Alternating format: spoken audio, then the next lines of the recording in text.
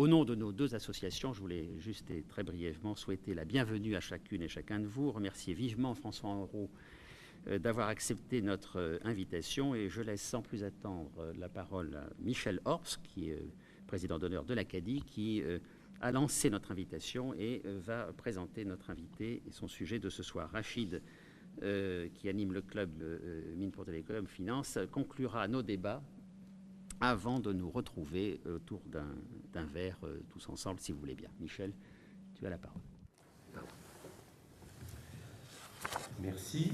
Eh bien, c'est un plaisir pour moi de présenter François Henrot. Nous nous connaissons depuis je ne sais plus combien de temps, mais c'est devenu une relation tout à fait amicale, et je crois, François, que tu es particulièrement bien placé pour donner un éclairage aussi bien financier qu'économique ou d'économiste, ou que un peu de philosophe, ou en tout cas à base de réflexion philosophique ou éthique, puisque tu as un parcours qui t'a amené à traverser toutes les sphères de l'économie et de la finance, et en commençant par le Conseil d'État, ce qui donne quand même des gènes, je dirais, à la fois juridiques et moraux.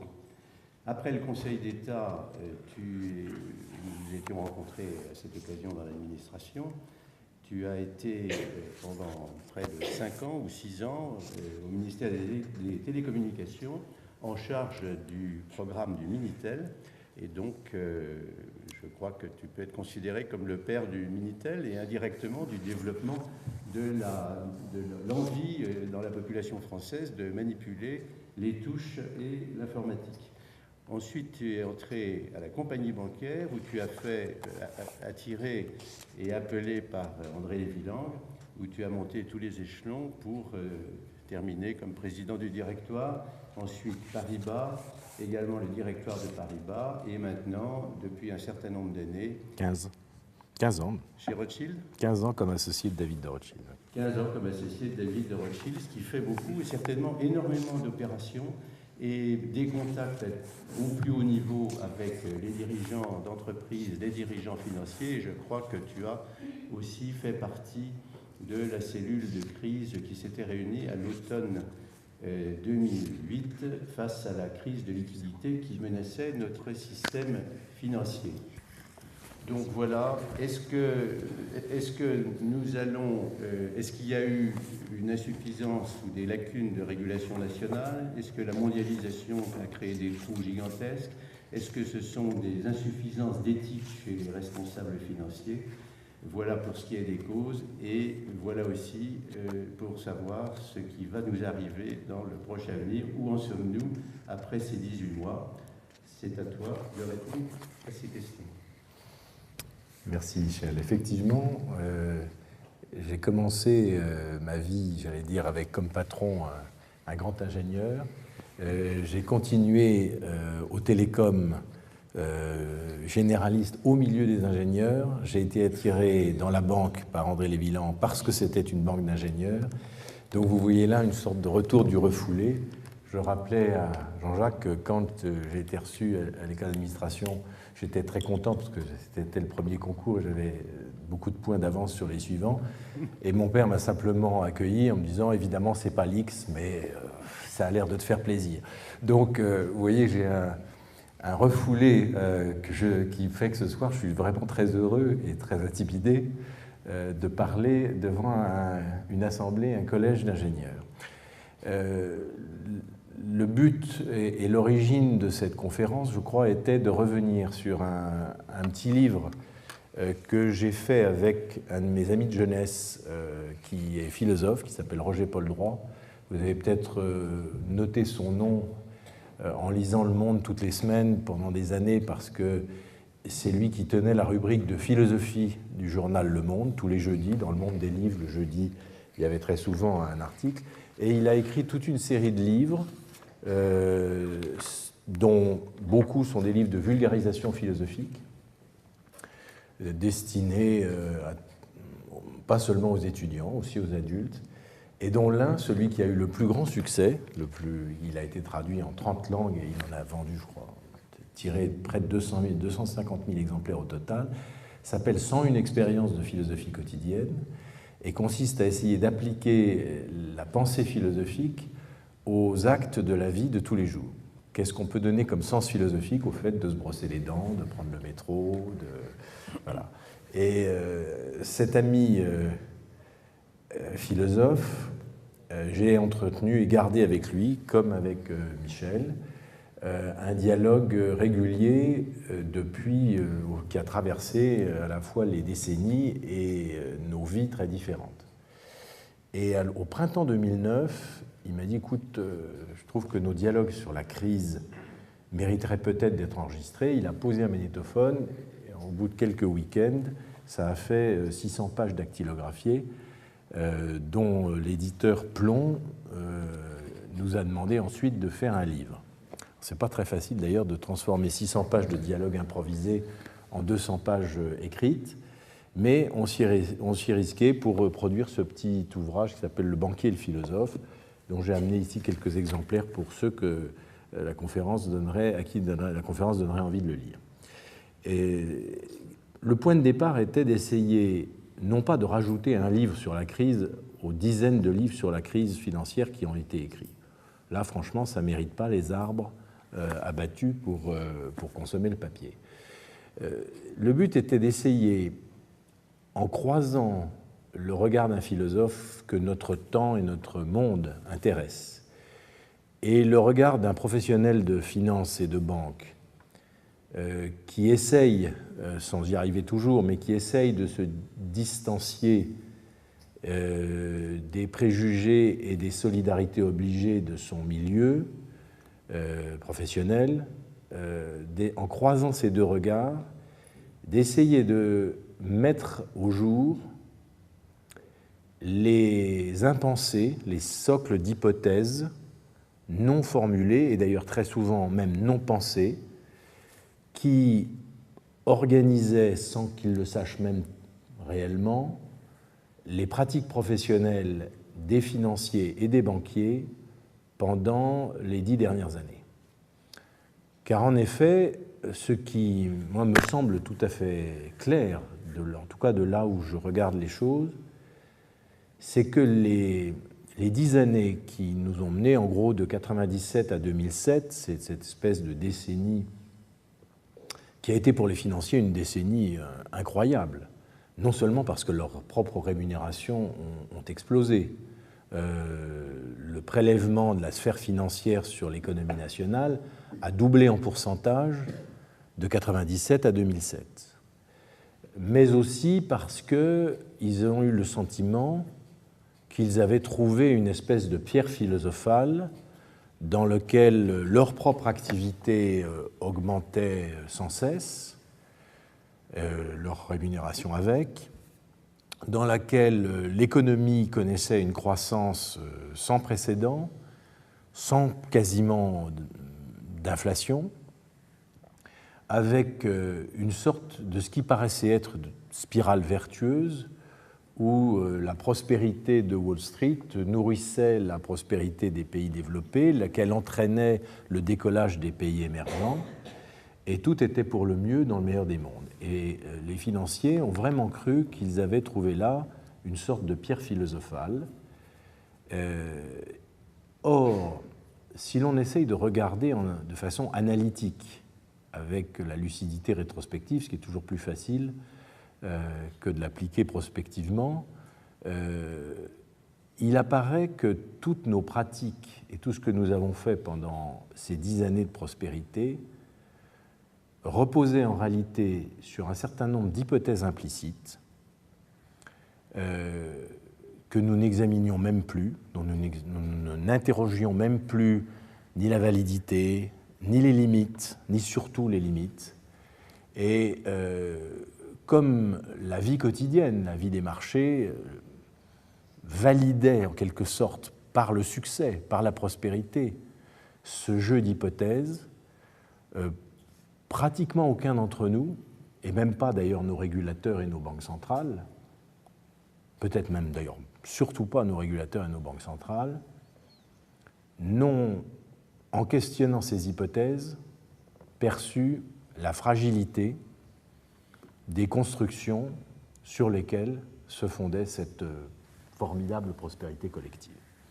Alors pour essayer de donner un contenu concret à cette hypothèse de travail, à savoir que toutes ces pratiques pendant 10 ans avaient un socle d'hypothèses de nature philosophique, c'est-à-dire des hypothèses sur la nature humaine, sur le fonctionnement du rapport de l'homme avec l'économie.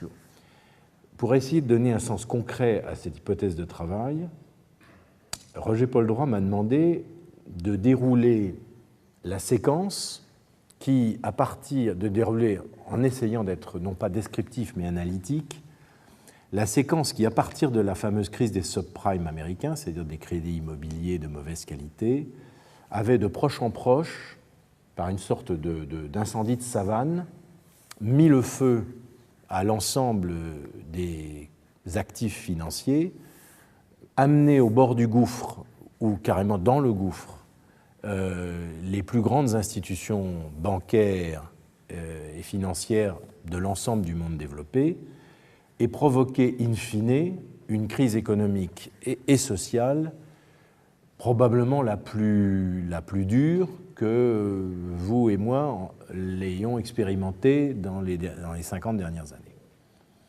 Donc c'est ce que j'ai essayé de faire dans ce livre, et en essayant d'être aussi pédagogique que possible. Qu'est-ce qu'un subprime?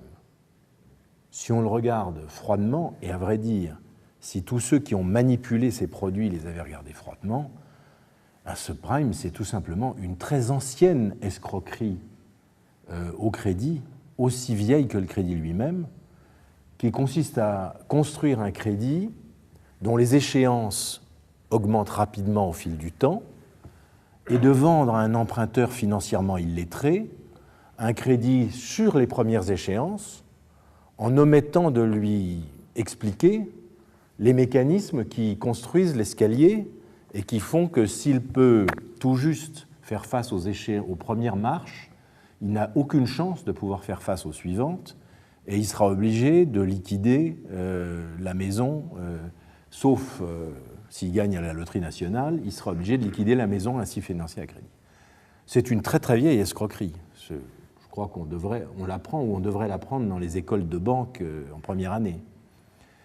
Mais ce qui a donné à cette escroquerie assez élémentaire une dimension planétaire, c'est qu'elle s'est emboîtée, elle a été en quelque sorte potentialisée au sens d'une réaction chimique par des innovations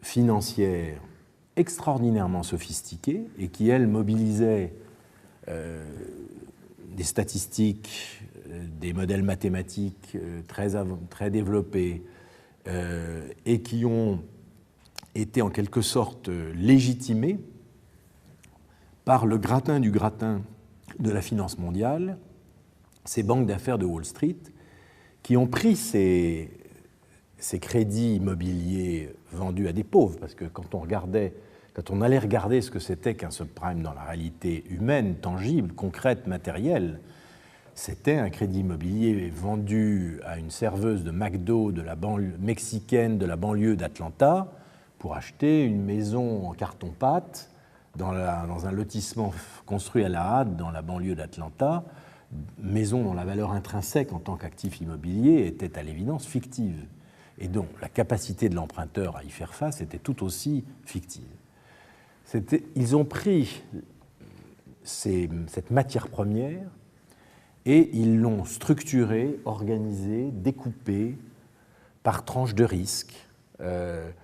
Ils ont appliqué à ces paquets de créances, à ces paquets de crédits, les statistiques d'historique de défaut des crédits immobiliers de l'histoire récente, mais qui étaient des statistiques construites à partir d'une population qui n'était pas du tout la même.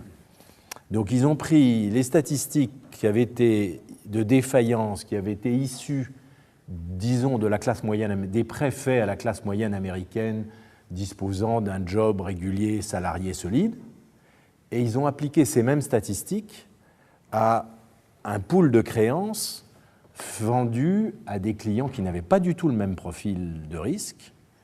Et ensuite, ils l'ont découpé, structuré, organisé d'une manière tellement sophistiquée et complexe, avec des dérivés de crédit construits dedans, que la simple lisibilité de l'escroquerie qui était à la base a été en quelque sorte effacée, masquée, par l'appareil statistique et mathématique dont était entourée la construction de ces fameux produits titrisés. Et ces produits titrisés ont été ensuite vendus par les mêmes banques de Wall Street au monde entier, aux banques islandaises, qui ont toutes été naufragées, l'Islande est ruinée pour plusieurs générations à cause de ça, à des assureurs allemands, à des banques mutualistes ou non mutualistes françaises, anglaises, espagnoles, à des SICAV, c'est-à-dire à l'épargnant de base.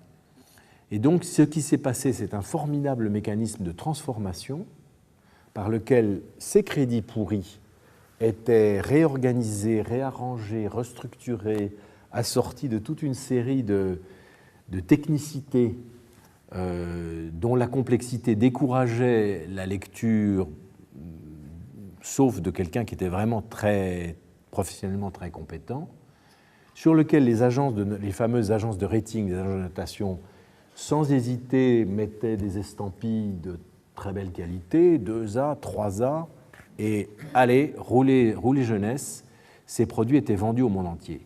Et ce circuit de transformation, parce que précisément il donnait un débouché massif sur l'épargne mondiale à ces crédits vendus à des pauvres dans les banlieues des villes américaines, a en retour nourri une phénoménale production de tels crédits qui, sinon, n'auraient jamais été produits. Parce qu'aucune banque, même la plus nulle, ne produit un crédit en marge d'escalier pour le garder à son bilan. Parce qu'elle sait bien que quand on vend un crédit en marge d'escalier à un client, un emprunteur qui peut franchir les premières marches mais pas les suivantes, ça se termine pas bien pour le prêteur. Donc ce système de transformation a rétroagi sur la source et a donné à ce qui aurait dû rester, j'allais dire, une petite escroquerie locale, les dimensions d'un phénomène à 350 milliards de dollars qui a été le détonateur d'une crise de confiance qui, par pans successifs, a ruiné la crédibilité d'à peu près toutes les classes d'actifs financiers. Et on s'est aperçu aussi à cette occasion que les institutions bancaires elles-mêmes, pour augmenter la rentabilité de leurs fonds propres, avaient pendant ces belles années, ou ces années folles comme on voudra, extraordinairement augmenté ce qu'on appelle leur levier, c'est-à-dire qu'avec un de fonds propres, elles avaient fait beaucoup, beaucoup plus d'actifs que ce que traditionnellement on pouvait faire. Pourquoi cela ? Eh bien parce que les règles comptables, utilisées, je le dirais, à l'extrême et au-delà même de leurs limites de bon sens, permettaient aux banques de ne pas porter ces crédits titrisés, ces poules de crédits titrisés dans l'actif de leur bilan pour leur vraie valeur, mais pour une fraction de cette valeur notionnelle qui était liée à l'hypothèse que tout le monde faisait alors que ces produits devenus liquides, puisqu'un crédit normal, la banque le produit, il reste à son bilan. Dans l'ancien temps, dans la banque où j'ai été, j'allais dire où j'ai fait mes classes, où j'ai fait mon apprentissage, quand un banquier produisait un crédit, il était à l'actif de son bilan jusqu'à sa fin, jusqu'à son terme, jusqu'à son amortissement ou à son défaut. Mais il était là. À partir du moment où les crédits étaient transformés en produits d'épargne et d'investissement traités sur un marché liquide, les autorités comptables et prudentielles ont considéré que les banquiers n'avaient plus besoin de mettre en face de ces poules de créances quand ils les détenaient la même quantité de fonds propres que si ça avait été des crédits individuels, mais une fraction seulement de ces fonds. Et ceci a été encore aggravé par une autre règle comptable qui permettait aux banques, lorsqu'elles donnaient à des clients des engagements hors bilan, et typiquement ce que faisaient les banques à ce moment-là, c'est que pour augmenter la rentabilité de leurs fonds propres, ces poules de créances, elles les prenaient, elles les assemblaient, elles les vendaient. Elles ne géraient plus des stocks de créances, elles géraient des flux qui tournaient. Et comment elles les faisaient tourner? En allant les vendre à des investisseurs généralement quelconques. Et quand ces investisseurs n'avaient pas de quoi financer l'investissement, les banques disaient, il n'y a pas de problème, vous allez émettre n'importe quoi, du billet commercial, du billet de trésorerie, n'importe quelle forme de papier commercial, et moi, banque, je vous donne un engagement hors bilan, que si jamais d'aventure, mais ça n'est jamais arrivé, le marché des billets de trésorerie venait à se tarir, c'est moi qui vous financerai. Et quand elle cédait à un tiers également ces paquets de créances, ainsi titrisés, ainsi structurés, elle disait au tiers, vous le prenez, et si jamais d'aventure les taux de risque dépassaient la moyenne historique constatée, mais ceci n'a aucune chance de se produire, eh bien je serai là pour venir. Cet engagement hors bilan n'était pas visible, il était dans le hors bilan des banques, c'est-à-dire dans les engagements reçus par signature ou donnés par signature. Et dernier piège mortel, et ce qui a failli entraîner tout le monde dans la ruine de Lehman, c'est que les règles comptables nous permettaient de faire ce qu'on appelle dans le jargon le netting, c'est-à-dire la compensation des engagements donnés et des engagements reçus sur une même contrepartie. Ceci va très bien tant que la contrepartie est solvable. Le jour où la contrepartie cesse d'être solvable, l'engagement donné et l'engagement reçu, ça ne vaut pas tout à fait la même chose. Et on a vu au moment de la faillite de Lehman que ces engagements qui avaient été contractés uniquement suivis en solde, et au fond l'affaire Kerviel d'ailleurs c'est la même chose, c'est des opérations qu'on ne suit plus qu'en solde et non pas dans leur valeur absolue.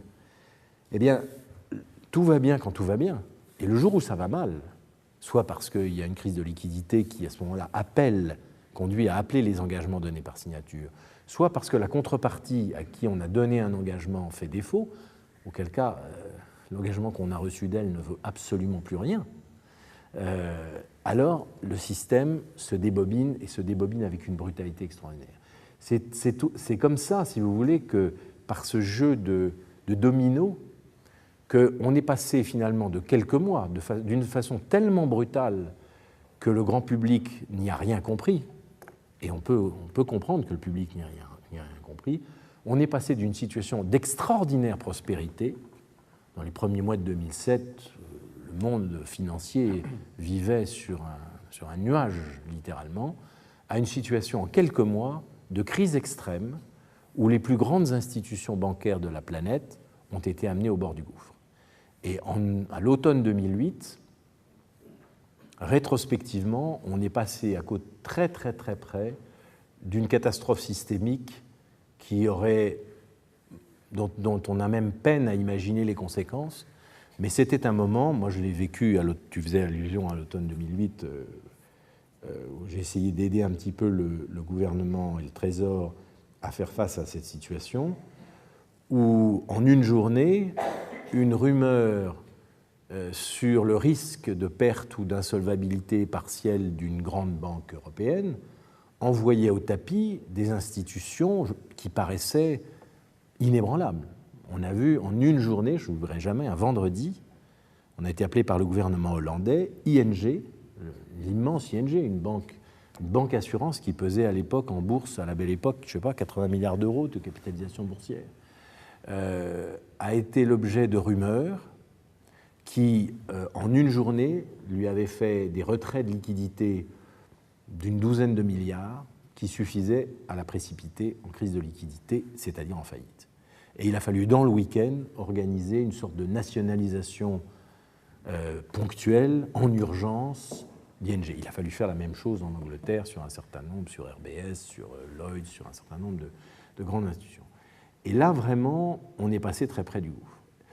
Et rétrospectivement, si on essaye ensuite, en prenant point de vue de Sirius, quelles étaient toutes les hypothèses qui sous-tendaient ça, on se rend compte que les outils mathématiques et statistiques qui ont été utilisé pendant toutes ces années pour fractionner les risques, pour les distribuer à l'infini, au lieu de les laisser se concentrer dans les bilans bancaires, pour les couvrir par des dérivés, par des produits dérivés de crédit. Ces instruments nous ont donné, à nous tous,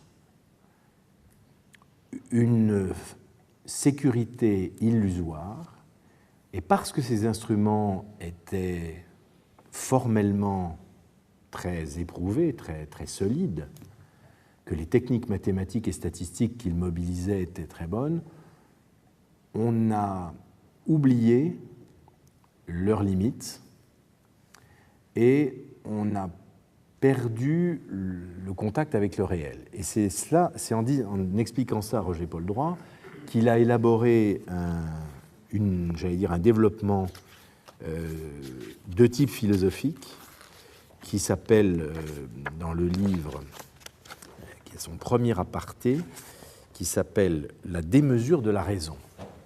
Et où il explique au fond, que je parle pour lui parce qu'il ne pouvait pas venir ce soir, que alors que la raison a été, depuis Platon et Aristote, l'instrument, et à travers bien entendu toute notre époque, les 2 derniers siècles de progrès scientifique, a été un instrument d'élucidation du réel, d'approche de la vérité, de clarification. C'était ce qui permettait d'échapper aux passions, aux préjugés. La raison et les outils de la raison, parce qu'on en a fait un usage démesuré, qu'on a oublié le rapport au réel, au point de ne plus voir quelle était la qualité intrinsèque de la matière première que nous transformions avec ces dérivés, ces statistiques de défaut de crédit, eh bien, elle a fini par obscurcir le réel. Et qu'au fond, on a oublié ce qui, je crois, pour vous, est le fondement de la démarche scientifique, c'est-à-dire le doute, la conscience des limites et le questionnement perpétuel sur la validité réelle, empirique, expérimentale des outils mathématiques et statistiques que vous utilisez. Et je crois qu'au fond, pour le dire simplement, Claude Bébert m'avait dit un jour, au fond, ce qu'on a fait, c'est de la mauvaise mathématique. On a fait de la mathématique, j'allais dire scientiste, pas de la mathématique scientifique.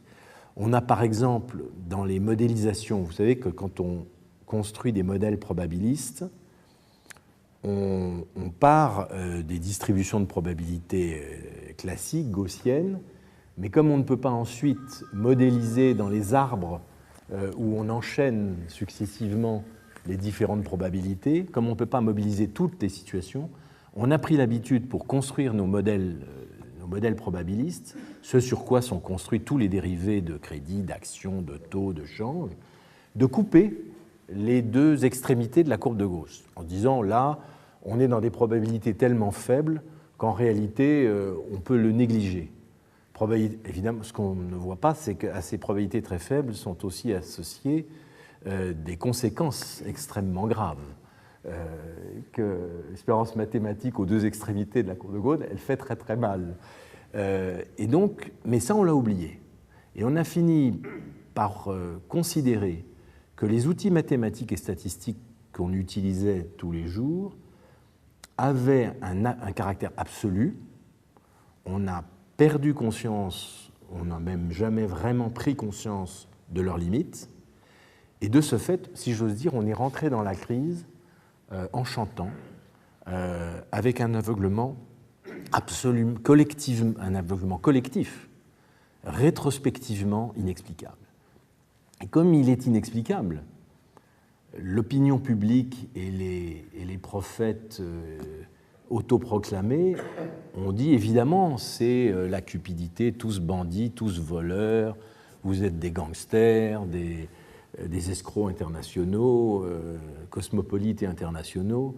Bon, ça n'explique rien. Bien sûr qu'il y avait quelques voyous, bien sûr il y a les Madoff ou quelques cinglés comme Kerviel, mais ça n'explique pas que collectivement, la totalité des professionnels de la banque et de la finance se soit précipité tête baissée, aveuglement, dans cet empilement formidable de dettes et de produits structurés à partir de la dette, qui, lorsqu'il a explosé, a fait ce champ de ruines qu'a été le paysage financier et bancaire après la chute de Lehman. Donc, première idée essentielle issue de ce dialogue, les outils de la raison ont été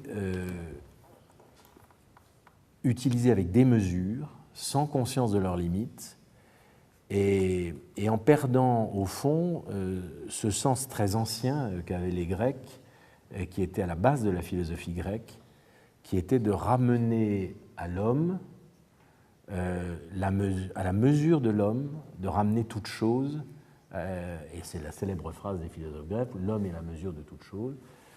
On a oublié au fond de ramener à la mesure humaine les outils que nous utilisions. Et on était très content parce que la combinaison des progrès des télécoms, de la puissance de traitement informatique et des modèles mathématiques que nous utilisions nous permettait de prendre des décisions automatiques en temps réel. Alors ça, c'était formidable.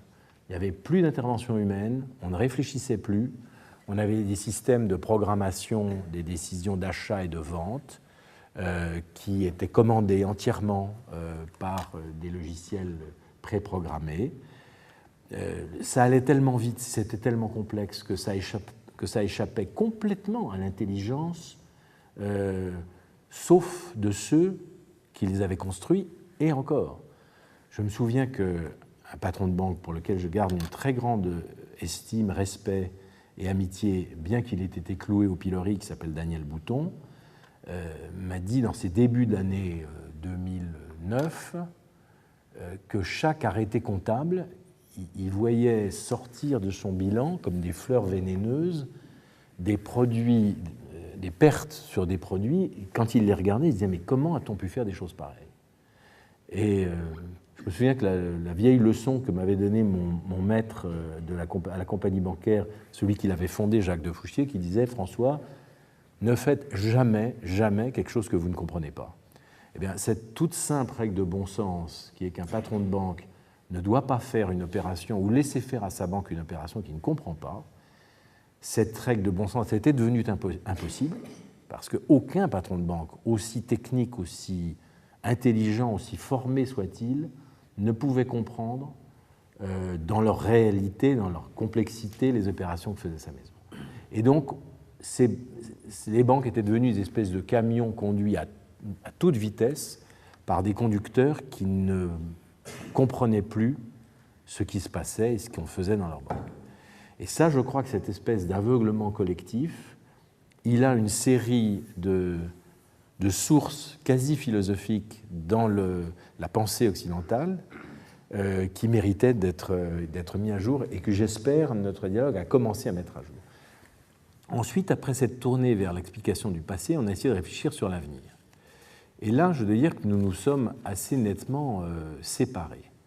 Roger-Paul Droit, parce qu'il est l'héritier d'une tradition kantienne, de la morale, de l'éthique, et de la vie, il l'a dit, il l'a écrit, il l'a imprimé, il continue à le penser, que, au fond, c'est la règle de droit, la règle collective, la loi, pour faire simple, qui est la bonne réponse pour que de tels errements ne se reproduisent pas, et qu'il faut désormais encadrer dans des régulations, dans des obligations légales en quelque sorte, le comportement des financiers, parce que sinon, éternellement, les mêmes causes reproduiront les mêmes effets, et la combinaison d'aveuglement, de cupidité, de compétition nous entraînera de nouveau dans une prochaine catastrophe. Et là, je dois dire que j'ai beaucoup de mal à le suivre et à accepter de le suivre, même aujourd'hui. Non pas que je nie la nécessité d'imposer à l'activité financière des règles, un corpus de règles. C'est absolument évident. Nous manipulons un fluide qui est le sang de nos économies, c'est absolument vital à nos économies. Si nous faisons faillite, on entraîne, quand une entreprise industrielle fait faillite, elle fait faillite.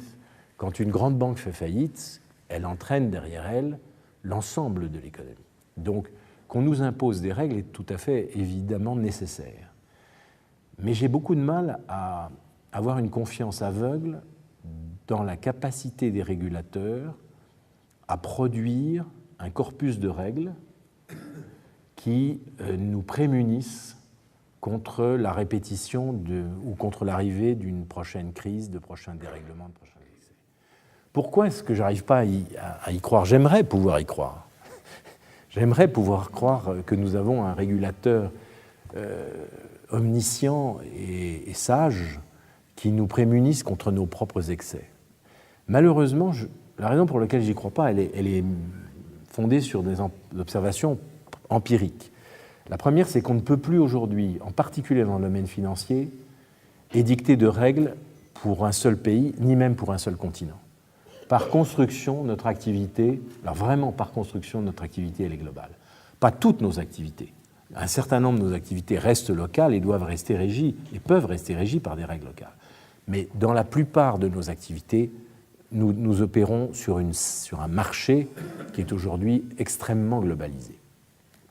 Et donc, si on veut éviter des arbitrages réglementaires où les banques, parce que rien ne se déplace plus facilement que l'argent, hein, les réseaux de télécom et l'informatique font que ça ne peut pas se saisir et, si j'ose dire, s'enfermer dans les frontières nationales. Donc, s'il y a des différentiels de réglementation, d'exigences de fonds propres, d'exigences de contrôle qui sont trop importantes entre, par exemple, la France et l'Angleterre, ou même l'Europe et les États-Unis, c'est extrêmement simple.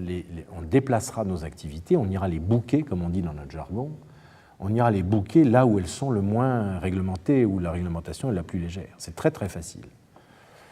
Donc il faut impérativement que les réglementations soient aussi globalisées que possible. Mais là, on bute sur des obstacles que je ne vois pas aujourd'hui comment vraiment bien surmonter. La première, c'est qu'on n'a pas les mêmes intérêts. On n'a pas les mêmes intérêts parce qu'on n'a pas les mêmes systèmes bancaires, on n'a pas les mêmes traditions réglementaires.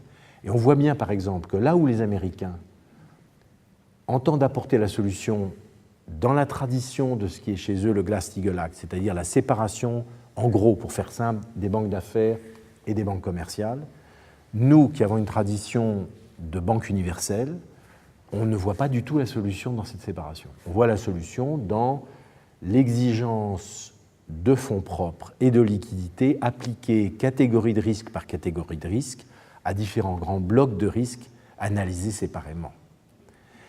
Ce n'est pas du tout la même philosophie et on voit bien qu'aujourd'hui, au sein du G20, malgré toute l'énergie de mon concurrent de ce soir qui va parler dans une heure, on a énormément de mal à faire converger la vision régulatrice des Américains et la vision régulatrice des Européens. Pour ne pas parler des pays émergents, Brésil, Chine, Inde et Russie, qui alors là considèrent que ce n'est pas leur problème, que ces folies de Wall Street ne les regardent pas, et qu'ils n'ont aucune raison, mais alors absolument aucune, de venir se soumettre à l'une quelconque de nos réglementations. Donc, on a une réglementation qui ne peut pas être globale, ou qui ne peut l'être qu'à minima. Et de fait, on arrive à se retrouver, et encore à grand-peine, que sur des mesures symboliques, comme le plafonnement des bonus des traders. D'accord, on plafonne les bonus. Est-ce que ça change quelque chose à la Security System? Évidemment non. Ou sur des mesures minimalistes, ce qu'on essaye de faire en ce moment sur les exigences de fonds propres, en mettant peu ou prou en harmonie les stress tests de la Réserve fédérale des États-Unis et les exigences de Tier 1 des régulateurs de Bâle. Mais l'Amérique n'a jamais adhéré, n'a jamais voulu se soumettre aux règles dites de Bâle 2, c'est-à-dire le corpus de Bâle tel qu'il est aujourd'hui en vigueur. Espérer que l'Amérique va se soumettre, accepter de se soumettre à Bâle 3, qui est beaucoup plus exigeant en fonds propres et en liquidité, il faut avoir une dose d'optimisme que pour ma part je n'ai pas. Première raison. Deuxième raison pour laquelle j'ai des doutes sur la capacité des régulateurs à apporter c'est que je constate que les régulateurs, ils nous prémunissent contre la crise d'hier. À chaque fois, ils réfléchissent sur la crise qui vient de se passer, ils en déduisent des règles qui auraient permis d'éviter la crise d'avant si elles avaient été mises en œuvre à cette époque. Ils ne se projettent jamais vers l'avenir, ou très rarement, en essayant de se dire quelle est la crise, quelles sont les crises possibles demain et comment est-ce qu'on peut s'en prémunir. Le régulateur, il marche, il avance en regardant le rétroviseur. Et ça, je trouve que c'est très bien d'être prémuni contre la crise d'hier. Enfin, c'est pas tellement ça qui compte, c'est de prémunir de préférence contre la crise de demain, qui ne ressemblera pas à la crise d'hier. Parce qu'on est très très bête dans la profession bancaire, mais en principe, normalement, on ne refait pas exactement les mêmes erreurs. En tout cas, pas tout de suite. On laisse passer une génération, il faut qu'il y ait un renouvellement des cadres. Enfin, les mêmes qui se sont brûlés à mort sur les subprimes et les crédits titrisés, ils ne vont pas reprendre demain des milliards d'engagements sur des pools de crédits titrisés. Ils feront une autre bêtise, mais pas celle-là. La troisième raison qui fait que je me méfie des régulateurs, c'est que les régulations, on le sait d'expérience, elles ont une série d'effets pervers. Et notamment celui-ci, qui n'a pas été assez souvent mis en lumière, c'est que chaque fois que le régulateur trace une ligne pour dire ceci est permis, ceci est interdit, on constate tout à fait empiriquement que tous les acteurs du jeu viennent se mettre à rouler le long de la ligne, alors que s'il n'y avait pas eu de ligne, leur comportement se serait distribué suivant leur aversion au risque, leurs compétences, leur savoir-faire, leur attitude vis-à-vis. Mais dès lors que le régulateur dit ça vous pouvez le faire, ils viennent tous rouler le long de la ligne, avec un formidable instinct grégaire qui aboutit à une concentration de risque et à des effets de système qui sont peut-être, dans certains cas, au total, se révèlent plus dangereux, in fine, que si on n'avait pas tracé de ligne et qu'on avait laissé chacun suivre sa propre aversion au risque. Or, ces effets pervers des régulations, ils sont très rarement discutés, réfléchis, etc. Si vous regardez ce qui se passe en ce moment même en Europe, vous assistez à une très classique bataille corporatiste entre le lobby des banques qui explique que les nouvelles exigences de Bâle vont les conduire à réduire leur activité de crédit et à aggraver la stagnation de nos économies. Et vous avez les régulateurs qui, eux, disent, en regardant en arrière, on est passé vraiment au bord du gouffre, on ne pourra pas vous sauver deux fois, donc on va mettre des exigences de capital et de liquidité telles que seuls les meilleurs et les plus professionnels d'entre vous pourront continuer à faire leur métier. Et on va rajouter encore à ce qu'on vous demande une couche supplémentaire. Nous avons constaté au fil des dernières années que les plus grands établissements présentent pour la communauté, pour la collectivité, un risque systémique. Eh bien, vous qui êtes gros, qui donc faites courir un risque systémique, on va vous rajouter une couche d'exigence de capital et de liquidité supplémentaire.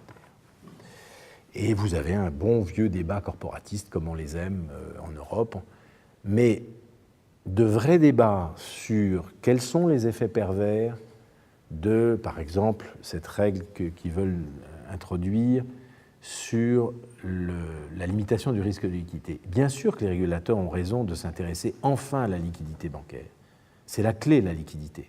On n'aurait jamais dû oublier, jamais, que le point le plus important pour une banque, ce n'est pas les gains ou les pertes comptables, c'est qu'à la fin du jour, ces ressources, si elles sont appelées par ses clients, il faut que l'actif du bilan soit suffisamment liquide, réellement liquide, pour permettre de faire face aux appels et aux retraits de liquidité.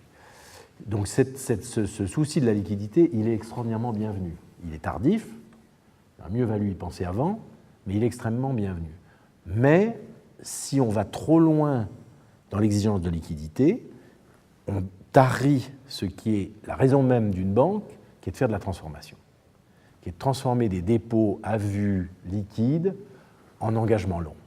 Alors, si on supprime la transformation et qu'on n'a plus pour financer les engagements longs, les crédits longs, que des ressources longues, qu'on ne peut plus du tout faire de transformation de taux, qu'on ne peut pas non plus d'ailleurs faire de transformation de change en allant prendre des dépôts en dollars pour faire des engagements en euros, alors là, effectivement, on va aboutir à une espèce de cantonnement très strict du financement, de cloisonnement très strict du financement de l'économie, une sorte de sous-marin, un compartiment étanche. Et là, il est en effet assez vraisemblable que les conséquences sur l'économie seront, en tout cas, sont difficiles à prévoir, mais le risque de ne pas être très positif. Donc, or, cette réflexion sur les effets pervers des régulations, je trouve qu'on a énormément de mal, jusqu'à aujourd'hui, à l'opérer. Voilà les raisons pour lesquelles je suis relativement sceptique et pour lesquelles, par défaut, pas par conviction, mais par défaut, j'en suis venu dans le dialogue et le débat avec Roger Paul à me rabattre sur cette vieillerie, au fond, qu'est la conscience morale de chacun des dirigeants de banques, pas seulement la conscience morale au sens d'Emmanuel Kant, la conscience morale renforcée par le jugement des pairs, par la sanction judiciaire et pénale en cas de faute. Mais je crois vraiment que la boussole la plus efficace pour guider un dirigeant de banque, bien sûr que c'est le respect des lois et des règles obligatoires et des normes comptables et des règles fiscales et des règles prudentielles, bien sûr. Mais si on se contente de ne faire que le respect des règles, on n'a pas les réponses aux innombrables difficultés de décision en zone grise qui sont le quotidien d'un dirigeant de banque. Et pas seulement du grand patron, mais des dirigeants de banque à beaucoup de niveaux. Il faut, à ce moment-là, s'en remettre à des vieilles règles qui, elles, alors pour le coup, remontent vraiment à la philosophie grecque, qui est le souci de la vérité, de l'interrogation du réel, de se demander... Moi, je me souviens que le même Jacques de Fouchier, le fondateur de la compagnie bancaire, me disait de temps en temps, avant de prendre une décision, demandez-vous si elle pourrait résister à l'exposition au regard de tous. Si votre décision était mise en pleine lumière, sous les projecteurs, est-ce que vous la prenez toujours? Ou est-ce qu'elle ne prospère que dans la pénombre? Beaucoup de patrons de banque ont oublié, je crois, cette règle simple, qui est que les décisions, il vaut mieux pouvoir les prendre en sachant que si on devait s'en expliquer devant les projecteurs, on n'en rougirait pas. De la même manière, un patron à qui aujourd'hui on propose, un patron de banque qui propose un produit formidable qui fait clic, qui fait clac, qui dit papa, maman, mais auquel il ne comprend rien, j'espère que maintenant, un dirigeant de banque, quand on lui amène un produit auquel il ne comprend rien, il s'arrête, il dit une seconde, on ne le fait pas, on ne le vend pas à nos clients, on ne le prend pas pour nous, tant qu'on n'a pas réellement compris comment il fonctionne, sous quelles hypothèses, avec quelles limites, et on ne se lance... Alors bien sûr, ce genre de comportement, entre guillemets, freine l'innovation. Mais moi, je préfère que l'innovation soit en quelque sorte auto-régulée, auto-contrôlée. Je crois beaucoup à l'innovation financière. Je pense qu'elle a apporté énormément de choses. J'ai été un des pères en France de la titrisation, donc je ne la renie pas. Je crois que c'est une très très bonne innovation. Je crois que les dérivés ne sont pas du tout le diable qu'on représente dans les médias. C'est une excellente innovation, extrêmement utile aux entreprises, dérivés sur l'énergie, dérivés sur les actions, dérivés sur les taux, dérivés sur les changes. C'est extrêmement utile, c'est même absolument indispensable. Mais il faut que nous ayons vis-à-vis de cette innovation un comportement critique. Et je crois beaucoup plus à l'autorégulation par la conscience critique des dirigeants qu'à la régulation qui nous est imposée de l'extérieur par un État qui, alors lui, on peut être assuré, ne comprend absolument rien à ce que nous faisons et qui risque seulement de tarir à la source une innovation qui est fondamentalement utile. Donc ça, c'est là que nos nos diagnostics et nos préconisations avec Roger-Paul Droit ont vraiment divergé, parce que moi j'étais... Lui, il rigole. Là. Alors lui, il dit, mais c'est une plaisanterie, si on continue à vous laisser faire, vous recommencerez. Et aujourd'hui, 1 an plus tard, il me dit, d'ailleurs, tu vois, à peine étiez-vous sorti du gouffre, d'ailleurs par des subventions, par l'argent public, que vous êtes empressé de recommencer à faire des produits tordus, à vous servir des bonus extravagants. Donc au fond, on ne peut pas compter sur vous. Et il cite à ce moment-là la célèbre phrase de Kant, « La législation doit être construite comme pour un peuple de loups ». Alors évidemment, si on considère que nous sommes des loups, il vaut mieux nous mettre en cage. Moi, je pense qu'on doit pouvoir s'auto-réguler, s'auto-discipliner, ce qui ne veut pas dire qu'on soit impuni. Je n'ai aucune opposition, au contraire, au fait qu'on doive répondre le moment venu de notre gestion devant les tribunaux. La plupart de mes confrères sont indignés à l'idée de devoir répondre pour faute de gestion devant des juges qu'ils présument incompétents en matière financière. Moi, ça ne me choque pas du tout. Quand on a construit un produit qui s'avère être empoisonné, quand un industriel fabrique, je ne sais pas quoi, moi, un produit pour l'agriculture qui se révèle être un poison, ou qui empoisonne les salariés, ou un produit alimentaire, ou un médicament, il est poursuivi dans les tribunaux. Quand un financier ou un banquier construit un produit qui s'avère être un poison pour ses épargnants, ses investisseurs, il doit en répondre devant les tribunaux. Il n'est pas imaginable que des fautes portant préjudice ne soient pas sanctionnées. Donc je pense que le jour, et ça commence à venir aux États-Unis, où nous nous ferons traîner devant les tribunaux un petit peu, mais c'est vrai qu'ils s'en sont bien sortis, vous avez raison de sourire, ils s'en sont trop bien sortis à ce jour, mais le jour où vraiment on risquera gros, je pense que ça contribuera aussi à l'autorégulation et à la conscience morale des dirigeants. Voilà, j'ai été déjà trop long et je vais laisser du temps pour les questions, donc je m'arrête ici. Merci.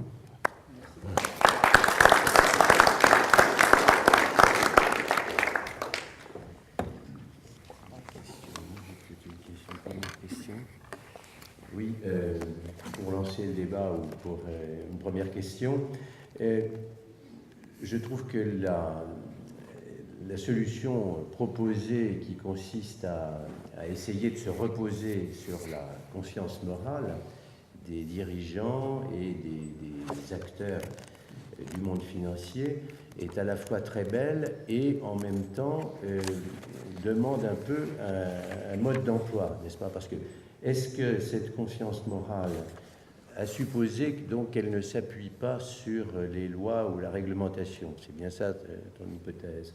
Est-ce que cette conscience morale reste dans le secret de la conscience individuelle ou est-ce que tu envisages une forme de partage pouvant aller jusqu'à des tribunaux d'honneur, enfin je ne sais pas, mais quelque chose qui ne soit pas du domaine réglementaire, mais qui néanmoins donne un feedback sur celui qui hésiterait entre la bonne conscience et la mauvaise conscience? Là aussi, je me demande si ce que j'ai mis dans un chapitre qui consistant à dire que peut-on tirer des sagesses anciennes. Moi, j'ai grandi dans un monde bancaire où chacun des banquiers de la place, parce qu'à l'époque, il y avait des places. Maintenant, la place, c'est le monde. Mais à l'époque, il y avait une place bancaire. Il y avait une communauté de banquiers qui s'identifiaient. Il y a la place de Paris, la place de Londres, la place de Francfort.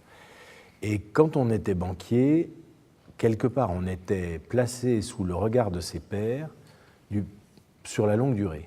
Du début à la fin de sa vie professionnelle, on était soumis au jugement de ses pairs. Et c'était non dit, c'était non écrit, mais on savait très bien, par exemple, que si un jour quelqu'un ne respectait pas un engagement, une parole donnée, même si elle ne s'était pas traduite dans un contrat de 200 pages fabriqué par un lawyer, eh bien, c'était quelqu'un avec qui on ne pouvait plus traiter. Et on était quelque part un peu mis au banc de la communauté. Sagesse ancienne, lorsqu'on était naguère convoqué par un gouverneur de banque, par le gouverneur de sa banque centrale, pour s'entendre reprocher une imprudence ou une mauvaise organisation dans la gestion de la banque, c'était un drame. Et on le vivait comme un drame. Ce qui a fait que ça n'a plus été vécu comme un drame entre 2000 et 2007, c'est que les banques n'avaient plus besoin des banques centrales pour se refinancer. Elles se refinançaient sur les marchés mondiaux. C'était infiniment plus vaste, plus profond, et du coup, ce qu'on appelait le guichet, le guichet de l'escompte, ce par quoi on allait présenter à la Banque centrale des papiers, des crédits, des actifs pour se procurer la liquidité, était devenu complètement sans importance, dérisoire. Donc dès lors qu'on n'avait plus besoin de la Banque centrale, ces admonestations n'étaient plus réellement importantes.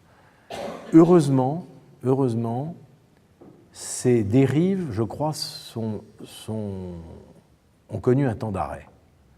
D'abord parce que les banques ont bien été obligées de constater qu'elles avaient besoin de leur banque centrale et de leur puissance publique pour les sauver. Et comme elles sont toutes passées au bord du gouffre, elles ont vu, et encore c'est pas tout à fait sorti de cette situation, que si leur banque centrale n'est pas là pour les mettre sous la tente à oxygène, elles sont mortes. Donc je crois que le coup de fil du gouverneur de la Banque centrale a retrouvé aujourd'hui la plénitude de sa force. Je vous assure que si M. Trichet téléphone à n'importe quel patron de banque en disant « Écoutez, là, il y a des choses que vous faites que je ne comprends pas très bien », croyez-moi, il prend le premier avion, il fonce à Francfort et il n'est pas fier, le patron de banque. Deuxièmement, le souci de la réputation qui, pendant les années 2000-2007, s'était complètement effacé derrière l'obsession de l'enrichissement individuel. Et après tout, c'est vrai, quand on peut, en 3 ans, gagner des dizaines de millions d'euros, assez pour se retirer au soleil, pourquoi se soucier à ce point de sa réputation ? Le souci de la réputation est redevenu, pour les dirigeants de banque, tout à fait essentiel. Parce qu'ils ont compris, quelque part, qu'ils sont aujourd'hui placés au pilori de l'opinion publique, qui sont sur l'estrade, et que s'ils se comportent mal, ils sont immédiatement sanctionnés. Je veux voir, par exemple, un témoignage de ceci et une raison d'espérer, malgré tout, dans l'avenir, dans le fait que lorsque une des plus grandes banques, si ce n'est pas la plus grande banque de Wall Street, qui est Goldman Sachs, a été pris en flagrant délit, allez, je ne veux pas critiquer un confrère, disons d'opérations hautement contestables, sa capitalisation boursière a fondu de 15 ou 20 milliards de dollars en une semaine. Ça, pour un patron, c'est une sanction immédiate, rapide, brutale. Et la dernière chose, Michel, c'est qu'on n'a pas besoin d'un tribunal d'honneur. Il suffit que nos instances de gouvernance normales jouent pleinement leur rôle. On a des conseils d'administration dans le système capitaliste. Le conseil d'administration, il est là à la fois pour s'assurer que la banque est bien gérée, qu'elle gagne de l'argent, mais aussi que son image, le capital immatériel que constitue la confiance que lui fait le public, n'est pas altéré. Et c'est pour ça que, mais aussi un peu pour faire un clin d'œil et pour s'amuser, qu'on a mis en exergue de notre livre une phrase de Karl Marx tirée du Capital, livre 3, chapitre 29, paragraphe 5. Il importe de ne pas perdre de vue que la plus grande partie de ce capital fictif du banquier ne lui appartient pas et qu'elle est la propriété du public qui la lui confie avec ou sans intérêt. Et ça, je crois que maintenant, les patrons de banque ont compris que la confiance que leur fait le public n'est pas un acquis pour l'éternité, que c'est quelque chose qui se mérite, qui est périlleux, qui est en péril, et qui en ce moment a été mis en très grand péril, et que les conseils d'administration sont là, et croyez-moi, enfin, je ne sais pas si beaucoup d'entre vous voient fonctionner dans la vie quotidienne un conseil d'administration de banque, je vous assure que entre le fonctionnement d'un conseil et le degré d'exigence dans le contrôle qu'il applique aujourd'hui à la gestion d'une banque, et la manière dont il fonctionnait en 2006, où il se contentait de regarder béatement des profits magnifiques et des rentabilités sur fonds propres tout à fait extraordinaires, là aussi on a complètement perdu le sens commun. Entre 2004 et 2007, la rentabilité sur fonds propres des grandes banques de Wall Street était entre 35 et 50%. Comment n'a-t-on pas vu que quand une rentabilité de capital est à ce point aberrante par rapport tant au taux de croissance de l'économie que au taux de rentabilité des autres activités industrielles et commerciales, il y a forcément, ça veut dire quelque chose. Si on a des rentabilités aberrantes du capital, c'est soit qu'il y a une aberration dans le système réglementaire d'exigence de capital, soit qu'on prend des risques aberrants. Et dans notre cas, à nous, banquiers, il y avait les deux. Ça aussi, je crois que maintenant, je pense qu'un conseil d'administration de banque qui aujourd'hui, on lui dit voilà, on a une activité formidable, là, ça rapporte du 40% tous les ans. Avant, il disait bravo les gars. Maintenant, il dit attendez, de quoi s'agit-il? Expliquez-moi comment ceci est possible et de quel risque vous payez cette rentabilité anormale. Donc enfin, on a des conseils d'administration qui fonctionnent comme une instance de régulation interne. On passe aux questions. Est-ce qu'il faut ce micro-là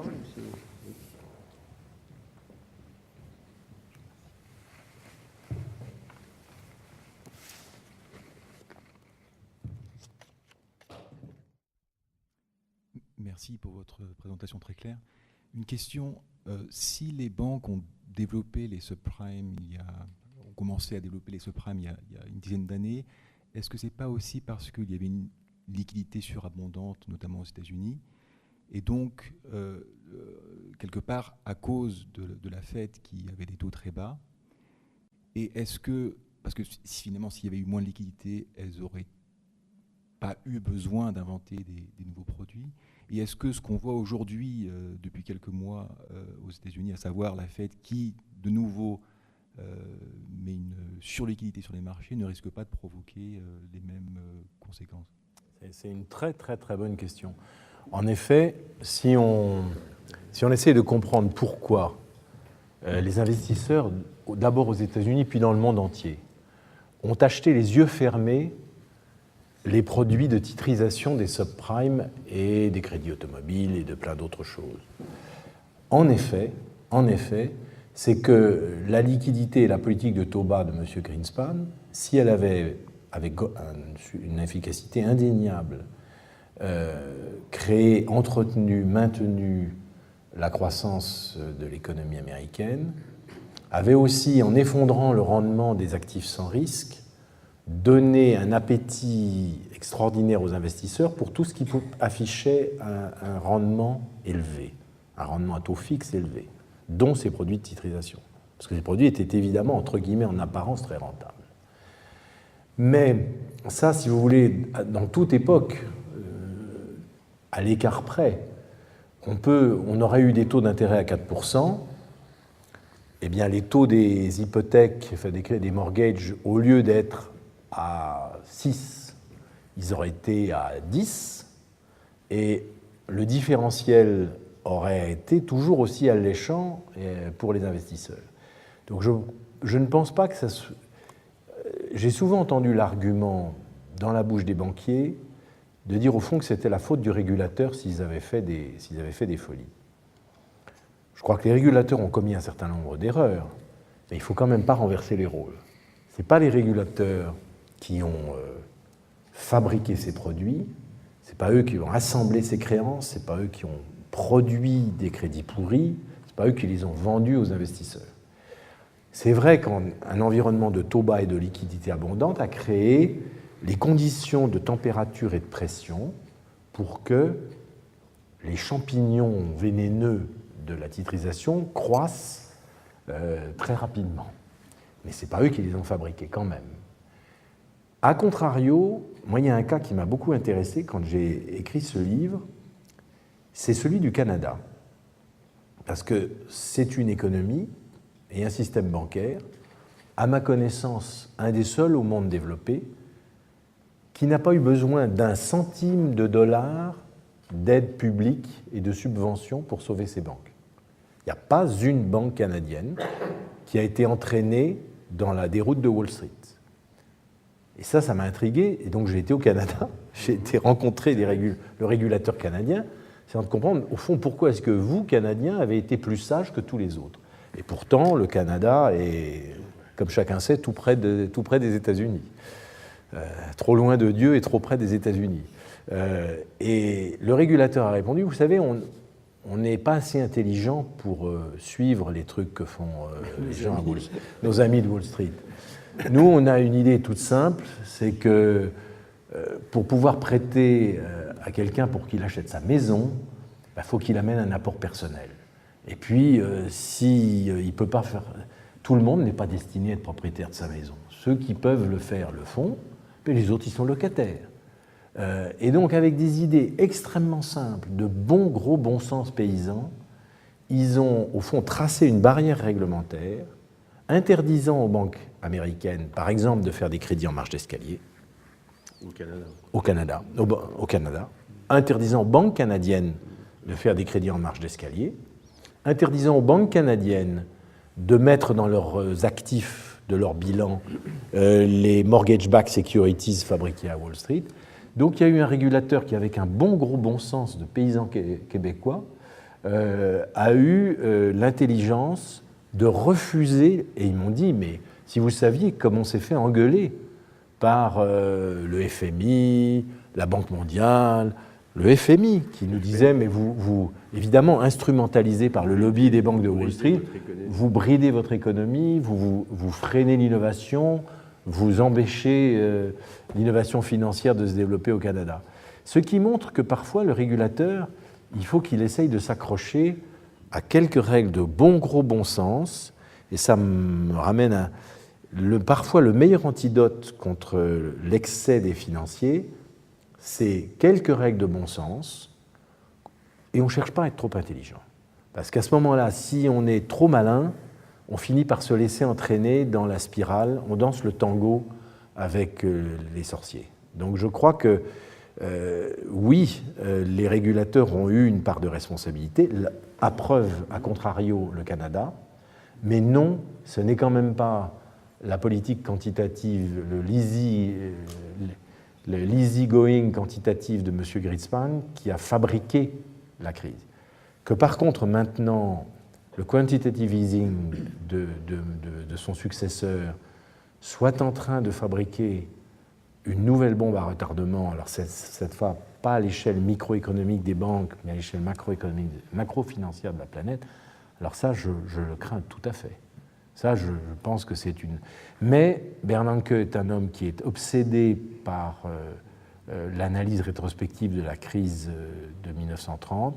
Il ne veut pas laisser rentrer l'économie américaine en récession, parce qu'il sait que la récession déflationniste, il l'a appris en étudiant la crise de 30, il l'a reconstaté en étudiant la longue récession japonaise des années 90.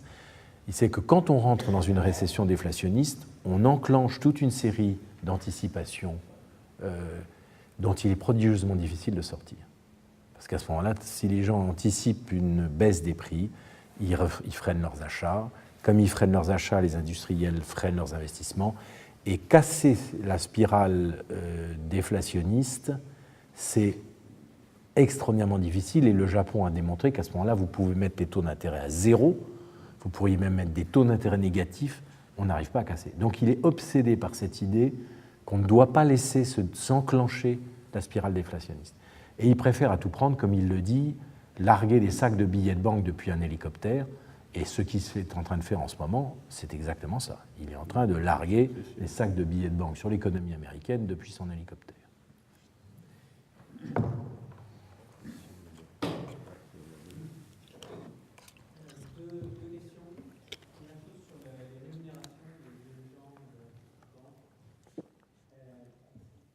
Est-ce que une des façons les plus en accord avec le code d'honneur personnel que vous mentionniez ne serait pas de leur faire porter un risque similaire à celui qu'elles font porter à leur banque, en contraignant par exemple l'ensemble des dirigeants de banques du monde entier à avoir une rémunération variable symétrique sur le gain qu'elles peuvent avoir autant que sur la perte qui reflèterait celle des institutions, première chose. Deuxième chose, je crois que la banque Rothschild a investi dans le fonds de John Paulson avec de gros moyens. Et John Paulson a, avec son hedge fund, gagné plus, je crois, de 15 milliards de dollars en pariant contre ces dérivés de crédit. Donc, quelque part, il a parié, et Rothschild avec, sur le fait qu'il allait y avoir cet effondrement. Et j'ai envie de comparer ça un peu à la non-assistance à pays en danger. C'est-à-dire, je sais qu'il va mourir, et je parie dessus, et je risque de gagner de l'argent avec ça.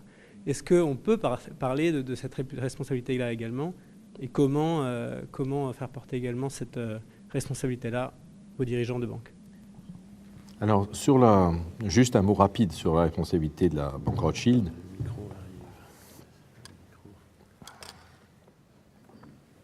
Par chance, nous sommes si petits, nous avons 900 banquiers à travers le monde, que nous ne pouvons pas être une institution de risque systémique.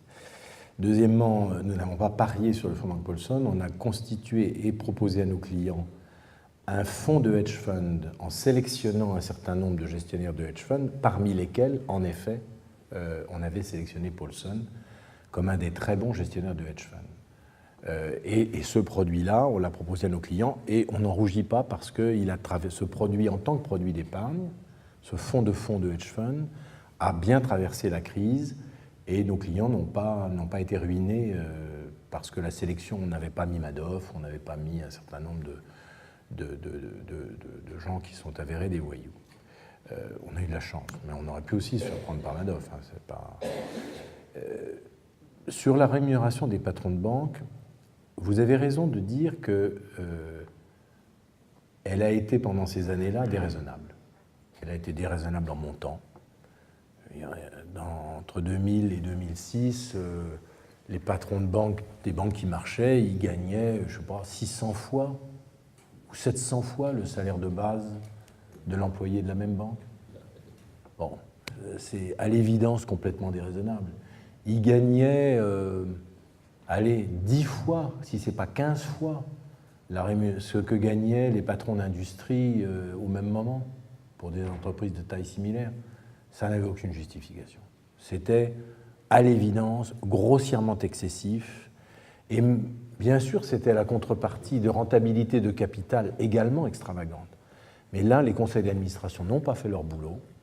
Ils n'ont pas fait leur travail. Leur travail était de s'assurer que les rémunérations des dirigeants de banque, restaient, j'allais dire, comparables à celles des dirigeants des autres entreprises. Il n'y a pas vraiment de raison que les dirigeants d'entreprises financières gagnent beaucoup plus que les dirigeants d'entreprises industrielles. Et deuxièmement, de les inscrire dans le temps. Et je me méfie, alors là, pour le coup, énormément de l'intervention des États et des politiques dans la rémunération des dirigeants, parce qu'elle est toujours à contre-temps, à contre-pied, elle relève du vaudou, et in fine, ça ne se termine jamais bien. Par contre, que les conseils d'administration fassent en sorte que la rémunération des dirigeants de banque comporte une part variable qui ne soit pas seulement fondée sur les résultats instantanés de la banque, mais sur les résultats sur moyenne période. Oui, alors bien sûr, c'est une très bonne idée. Et une des choses que nous avons fait dans les banques depuis la crise, c'est de référencer les rémunérations, les bonus des traders, non plus seulement sur les profits instantanés, mais, si je veux dire, de capturer dans le calcul de leur bonus les effets retard des opérations qu'ils ont montées quelques années avant, ou les effets sur les prochaines années des opérations qui montent l'année N. Donc cette idée de réintroduire le sens du moyen terme à travers les modalités de calcul des rémunérations, ou tout simplement en les payant en actions de l'entreprise en question, de la banque en question, actions incessibles qu'ils sont obligés de garder pendant 5 ans. Là, si on leur donne par exemple leur bonus en actions incessibles de la banque, incessibles pendant 5 ans, je vous assure qu'ils ne vont plus seulement penser aux effets de ce qu'ils font sur le compte d'exploitation de l'année N, mais qu'ils vont se demander quels effets ça aura dans 5 ans. Donc là, oui, vous avez raison, introduire dans la rémunération des patrons, mais aussi des traders et des gens qui sont une composante qui les force à intégrer les effets à terme de ce qu'ils font, ça c'est sûrement utile. Mais tout ce qui est plafonnement, cap sur les rémunérations, interférence publique, Ouais, j'ai peut-être tort, mais comme je suis profondément libéral, et encore aujourd'hui, malgré la crise, ça me révulse de voir les États s'occuper de la rémunération du secteur privé. Il y avait une question là.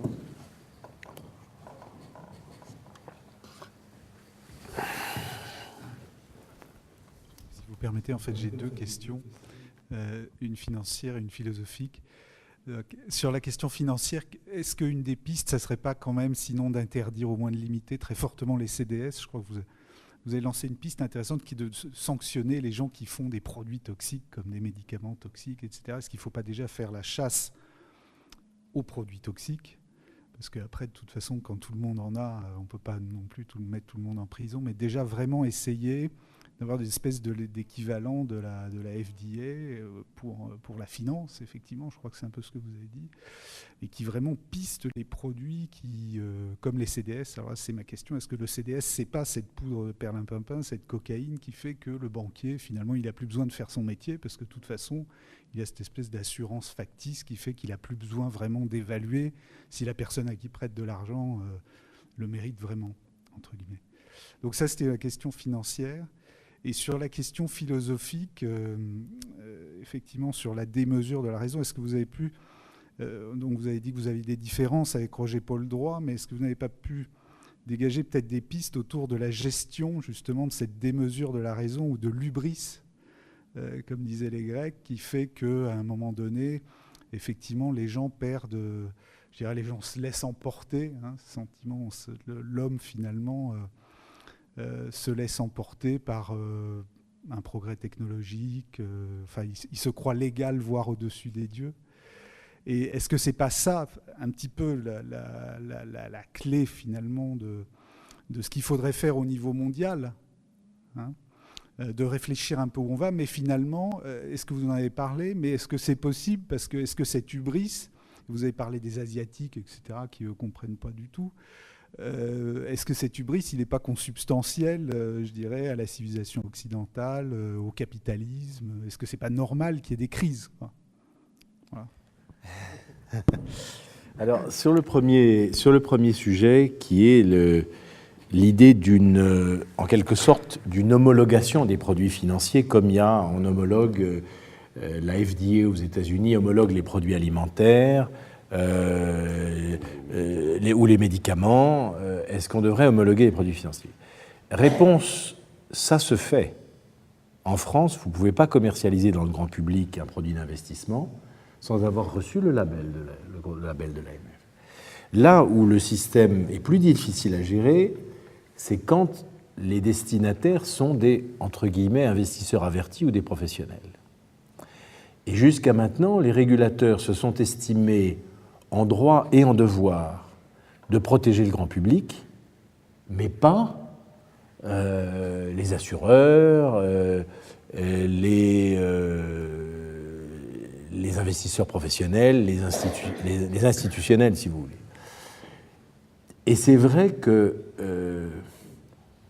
normalement, un institutionnel doit être capable de lire lui-même ou de payer quelqu'un qui l'aide à lire. Celui qui est en situation, entre guillemets, de faiblesse face à l'intermédiaire financier, c'est le grand public.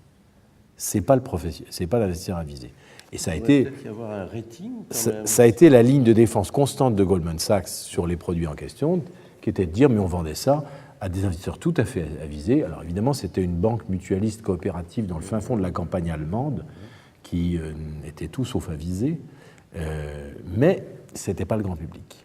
Alors, faut-il étendre ou pas la labellisation obligatoire du grand public aux professionnels? Ça, c'est quand même pas une question absolument simple et triviale. Moi, je préférerais que pour ces gens-là, la régulation se fasse par les tribunaux. C'est-à-dire que ce qu'ils ont fait, d'ailleurs, ils aillent devant les tribunaux en disant « j'ai été abusé, on m'a mal expliqué le produit, on me l'a mal vendu. Par exemple, on m'a vendu ça adossé à des statistiques qui, en réalité, s'appliquaient à une autre catégorie de risque, à une autre catégorie d'emprunteurs. » Je préfère cette régulation-là parce qu'elle est plus... Ça se fait déjà. On peut toujours poursuivre. Oui, mais j'aimerais que ça soit plus facile et mieux accueilli par les tribunaux. Les tribunaux, jusqu'à maintenant, ont été trop gentils avec nous. Encore faut-il que les tribunaux puissent avoir la compétence nécessaire pour juger.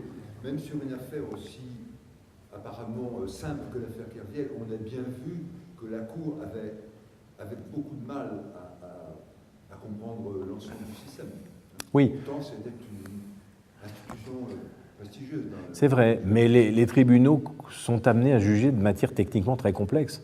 Quand on leur fait juger si un produit industriel est nocif ou pas, ou si un médicament a eu des effets collatéraux, c'est également une matière très technique. Donc il n'y a pas de raison qu'en y prenant le temps et en faisant travailler des experts, ils ne parviennent pas à se forger une conclusion. Moi, je ne postulerai pas qu'ils sont incompétents et incapables d'y arriver. La deuxième élément de votre question sur les CDS, c'est que, de mon point de vue, on ne peut progresser vers une situation plus, entre guillemets, plus morale que si on évite les globalisations. Or, la condamnation globale des CDS me paraît erronée. Il y a des CDS qui, parce qu'ils portent sur des sous-jacents de crédit qui sont vastes, profonds, avec un vrai marché, sont des produits tout à fait acceptables. Et d'autres qui, parce que en réalité ils sont illiquides et que le sous-jacent est un actif dont le prix n'est coté sur aucun vrai marché et qui est manipulable de ce fait, qui sont des produits d'arnaque. Et je verrais d'un très bon œil ce que Jean-Pierre Jouyet réclame pratiquement depuis qu'il a été nommé à la tête de l'AMF, c'est-à-dire que les marchés non réglementés, si vous voulez, juste un point d'histoire, depuis en gros 95-97, on a assisté en Europe à une offensive absolument continuelle, incessante, sans relâche, menée par les grandes banques d'affaires américaines, relayée par la Grande-Bretagne et la diplomatie anglaise, pour ébrécher pan par pan ce qui était appelé, entre guillemets, le monopole des bourses traditionnelles. Et pour imposer que puissent exister à côté des bourses organisées, des bourses privées où les professionnels entre eux s'échangeaient des actifs financiers. Et c'est là précisément que se sont développés les CDS sur la Grèce, les CDS sur des actifs. Et Jouyet dit, depuis qu'il a été nommé, ces marchés, entre guillemets, privés, fonctionnent comme des piscines obscures. En anglais, on appelle ça des dark pools. C'est-à-dire que ce sont des marchés sur lesquels il n'y a aucune obligation de révéler à l'autorité de marché, et pour cause, il n'y a pas d'autorité de marché, de révéler à l'autorité de marché les volumes, les prix, les transactions de bloc, l'identité des contreparties. Il n'y a pas de règle. C'est les professionnels entre eux qui font ce qu'ils veulent, d'ordinateur à ordinateur. D'ordinateur à ordinateur. Il n'y a pas... ça se fait en continu, alors c'est magnifique, du coup il n'y a pas ça ne s'arrête jamais. Et là, je crois qu'on n'a pas vu que la bourse d'échange d'un actif financier, c'est quelque chose qui a le caractère d'une utilité publique, en réalité. Ce n'est pas une simple plateforme technologique régie par l'objectif de la vitesse d'exécution maximale, en nanosecondes maintenant, et l'objectif de la réduction maximale du prix de revient par l'automatisation intégrale. Une bourse d'échange d'actifs financiers, ça doit être traité comme une utilité publique. Et donc ça doit être, j'allais dire, remis dans le champ des marchés organisés avec une autorité, un contrôle, des obligations déclaratives, une transparence.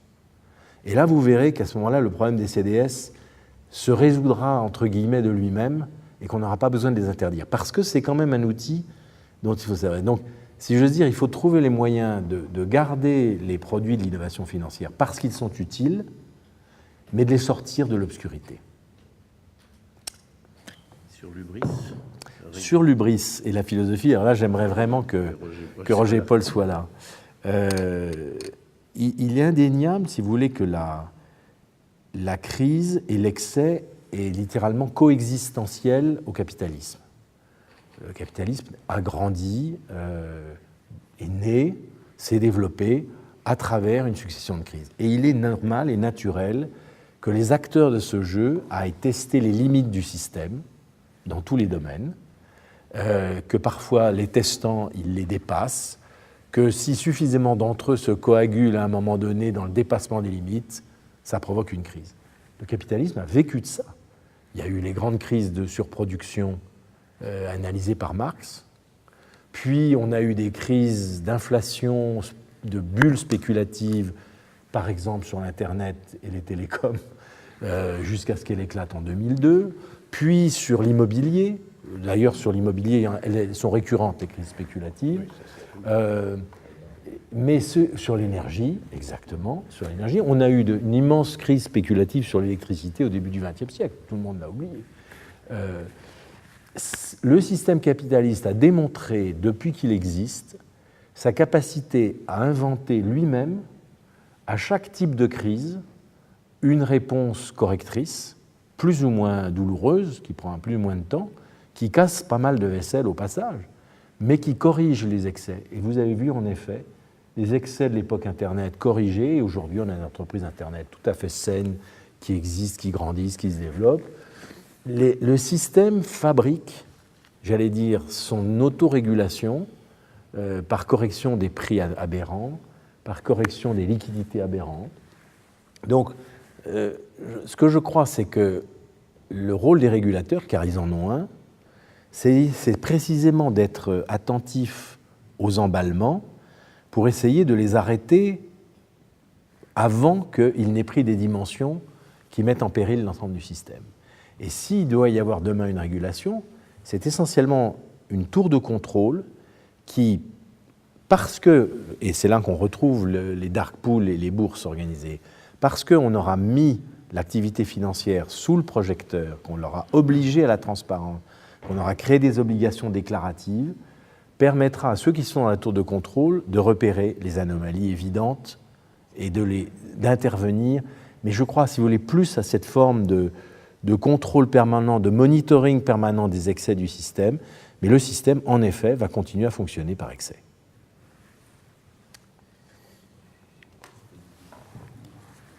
Jean-Jacques, évidemment. Nous avons travaillé ensemble au Télécom pendant quelques années.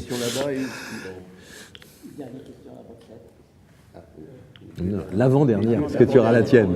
Tu auras la tienne.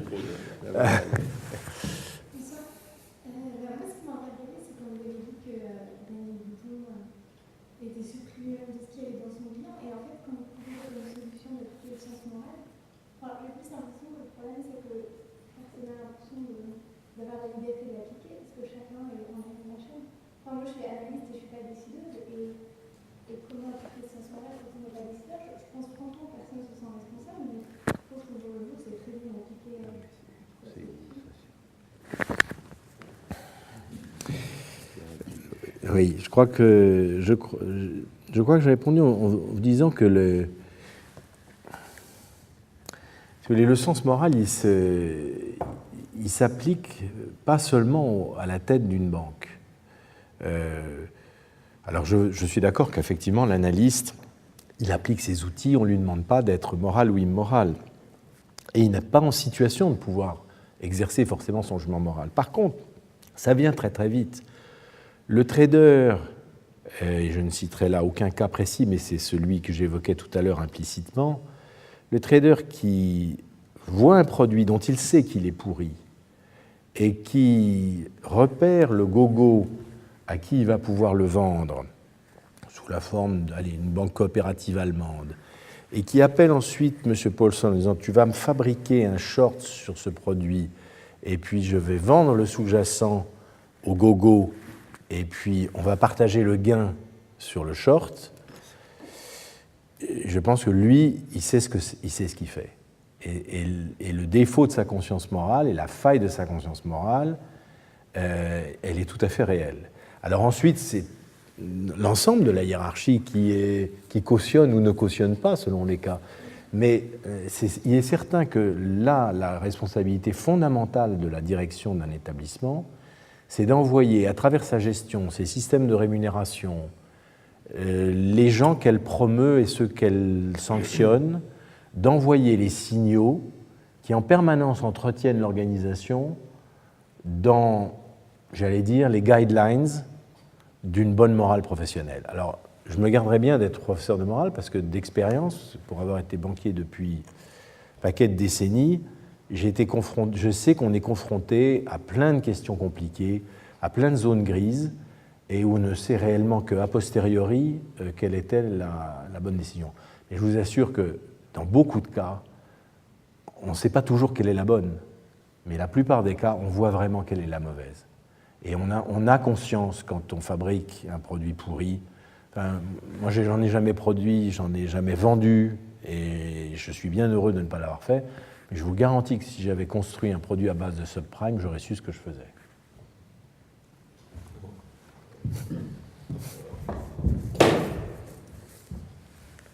Ma question sera d'une autre nature.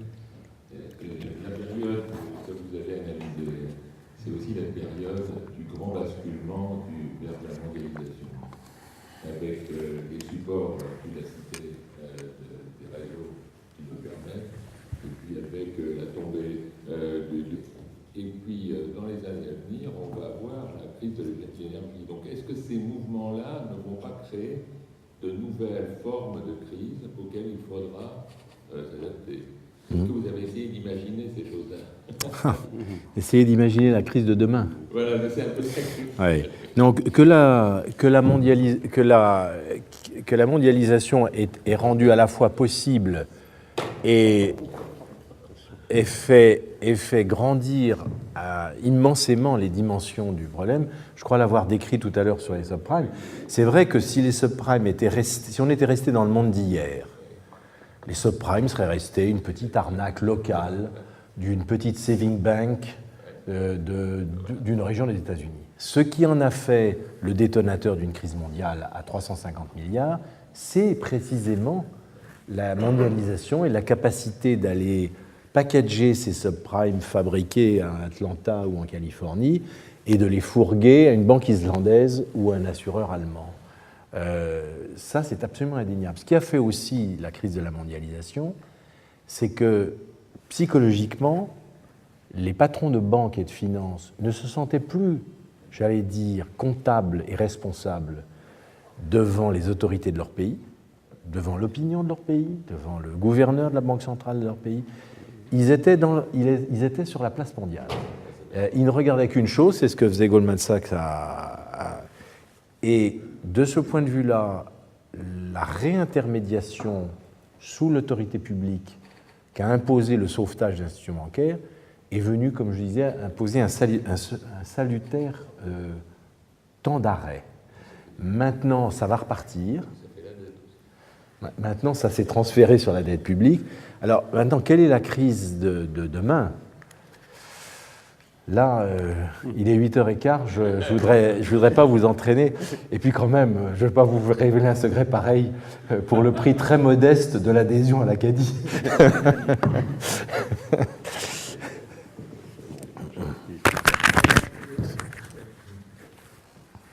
Dernière petite question. Vous n'avez pas parlé beaucoup des Anglais.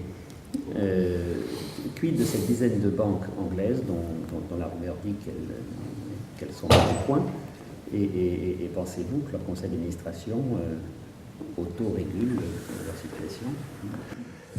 Ouais, ça, si vous voulez, c'est un des très grandes leçons de la crise récente, c'est que le pays qui en Europe incarnait l'autorégulation et ce qu'ils appelaient la douce soft ruling et l'auto-ruling des institutions financières est celui dont les banques se sont le plus méthodiquement et complètement ruinées.